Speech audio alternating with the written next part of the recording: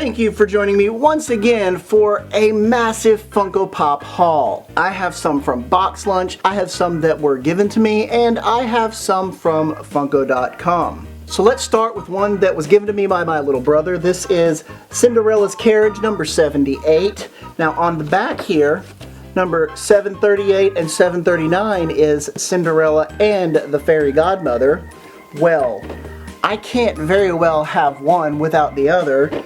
Boxlunch has an exclusive diamond collection where she's all shimmery and her hair sparkly and whatnot. I found this at Boxlunch.com. And then we're gonna fast forward just a little bit and I'm gonna show you a Funko that I got from Funko.com. This is the Fairy Godmother. So I have the entire set of Cinderella's Royal Carriage with Cinderella and the Fairy Godmother. So I'd like to say thank you to my little brother for getting me the Cinderella's Royal Carriage, and thank you for making me have to get the other two Funkos because I have to have a complete collection. Thanks, Matthew. So the next two items I have I actually got from Boxlunch.com, on sale I might add. I never pay full price for anything if I can help it. These were a little less than $8 a piece. These are Boxlunch Earth Day exclusive. This is Wally number 400 and Eva number 552. They both have a shoe with a plant inside of it. I'm getting to be a huge fan of collecting the Wallies. I have a couple up here. They're just adorable. Let's get to the Funko.com box. First off, let's talk about this guy right here. This is number 799, the 50th anniversary of the Disney Archives. Well, there are 5 in this set, and the set looks like this right here. I have all of those items except for this one I just got. Now, I initially ordered this from Boxlunch.com on a pre-order way back in October. Now, it was supposed to be delivered to the store around the end of November, beginning of December, around December 15th. I never got a notification, so I called customer service. They in turn contacted my local store, and they pulled one off the shelf. The only problem being is that the item number is wrong in their system, so this is the one that they pulled. This is the Fantasia 80th anniversary where he's dressed up as Sorcerer Mickey. I obviously already have this one. When I got there, they said that they would check on the number and hopefully when they get the right one in, I would get my email and then I can come pick it up. Well, I recently got the email, but it was again for this one. All of that just to get it from Funko.com. Instead of the listing price for $11, I was able to get it for $9 because of a honey coupon. Always check your honey coupons. The next thing I have is actually a set, and they come in these fancy little boxes. I've noticed that the more special ones come in a box. However, that Mickey Mouse did not.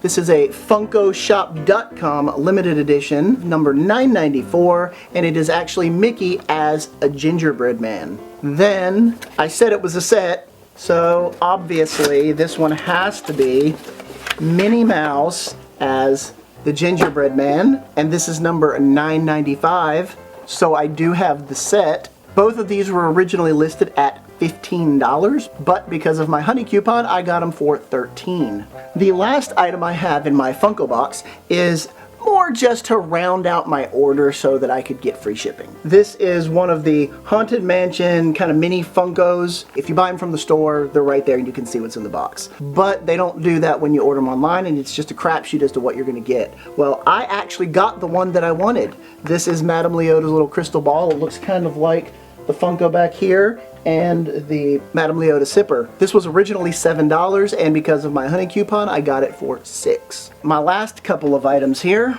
as you know, I collect the Baby Yoda Funkos. It has to have Baby Yoda in it somewhere, otherwise I don't collect it. That being said, I have the Mandalorian with the child, and you can see that he actually is carrying Baby Yoda. And next I have Baby Yoda in his little carrying bag, and it's number 405. Now you can see it's the same bag that's in this Funko. He's actually carrying him in this little satchel. That's two awesome additions to my collection.